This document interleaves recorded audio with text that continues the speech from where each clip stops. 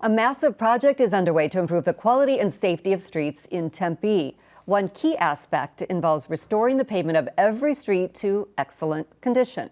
To learn more, we welcome Eric Iverson, Transportation Manager for Tempe. Thanks for coming in. Thank you. Hey, it sounds very ambitious to try to get every street in excellent condition, and I think your deadline is 4 years. Correct. How are you going to do that? Yeah, we are very excited about this, and we are ambitious about the goal in 4 years. 2028 is our goal to get this done. It's really about 92% of our streets in Tempe. We have 1,200 miles of roadway in our city, so about 90% of those are going to be resurfaced in some way, repaved in some ways, sometimes just a simple top coat to the street. To apply it, to really bring it up to a really good, usable condition for all of our users. So anyone, walking, biking, driving, taking the bus on our streets will benefit from this.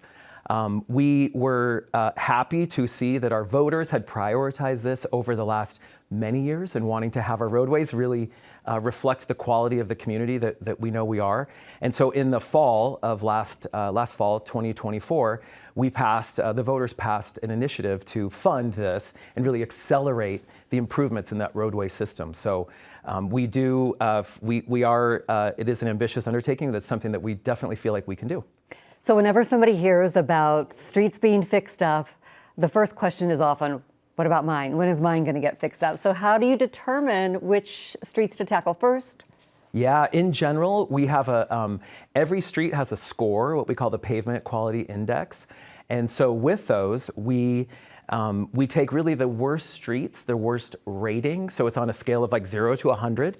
We're trying to get all the streets up to above an 82 score in that PQI. So the lower your street is, the first kind of prioritization that it will receive. So the worst streets are being done first. And there's a way for people to find out, right, which streets are being... Correct. Yeah, we have a really active database, website with our PQI and pavement management program that people can access on our city website. And it's not just focusing on the pavement, but also making some other safety improvements. Can you give me an example of what that might mean? Yeah, so when we touch a road, we really try to we work with a variety of our departments, from our public safety to our traffic engineers, our city planners, our community development department, and really look at all the different users that are on that road. And so we are a city that's landlocked. We're 40 square miles.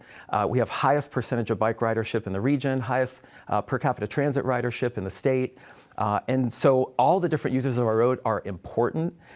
We want to make sure that when we're touching that street, repaving it, if there's an improvement to the bike lane, improvement to the transit access, it's something that we can add in there, right? So we look at adding buffered bike lanes, making the bike lanes a little bit safer when we repave that road. But of course, just having a good general paving quality on that street is going to make it better for all users. Photo enforcement cameras went live at 14 intersections in May. Citations are going to start being issued when? June 5th is when the citations start for the photo enforcement. We have 14 intersections that have the cameras up. And so, yeah, we've had a 1-month trial period and kind of educational period. And then the end of this week is when we start with the citations. What exactly do the cameras capture? Is it speed? Is it red light runners? It's both, yeah. So it's slow down and don't run the red is really the message. And this is really tied in with, the safety that we're trying to do on our roadways across the city.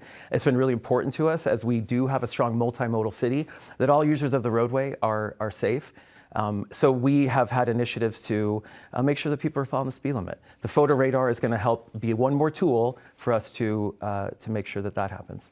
How will the citations be issued, or where can people find out sort of how that process works? Because, before there were cities that had this and there was some controversy and who gets tickets and how and that sort of thing. So do you have a website that's got details? Yeah, we do. It's, again, on our tempe.gov website, photo enforcement. It has all the information on what happens if you get a citation. There's a fact page, basically, and then where the location of the cameras are and all the other pieces of information.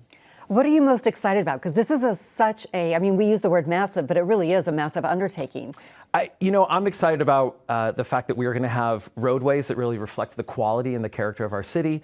Again, we are really trying to make these roadways, all our roadways, multimodal and access to everyone, biking, walking, if you're in a wheelchair, and drivers, of course. So really excited about that, the quality of our roadways.